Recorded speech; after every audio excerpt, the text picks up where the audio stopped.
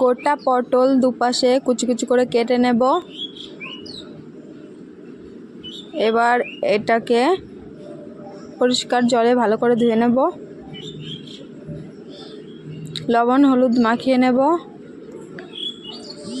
কড়াই গরম হয়ে গেছে, তেল ঢেলে দেব।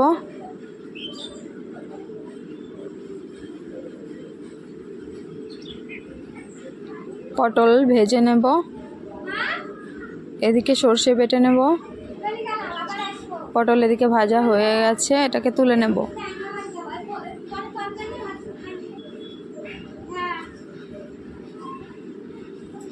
এই তেলে দিয়ে দেবো শুকনো লঙ্কা গোটা দুটো, তেজপাতা,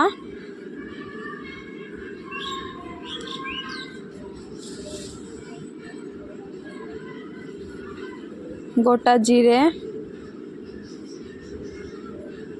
আদা বাটা, জিরের গুঁড়ো, লঙ্কার গুঁড়ো, হলুদ, সামান্য একটু জল দিয়ে এটাকে কষিয়ে নেব। স্বাদ মতো নুন, টমেটো কুচি, ভেজে রাখা পটল দিয়ে দেবো একে একে।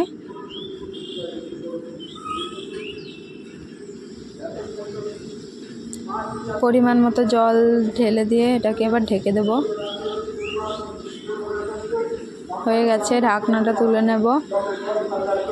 নারকেলের দুধ করে রেখেছিলাম নাড়াচাড়া করে, সেটাকে এবার ঢেলে দেব।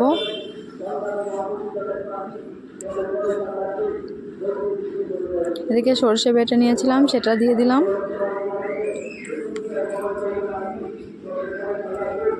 হয়ে গেছে, দেখতে খুবই সুন্দর লাগছে গাইস। তো তোমরা ভালো লাগলে লাইক ও কমেন্ট করে দিও।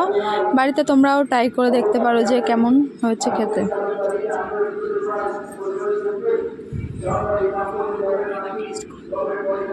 এবার এদিকে আমরা টেস্ট করতে চলে এসেছি বন্ধুরা, তোমরা সেটাই দেখতে থাকো ও সঙ্গে থাকো।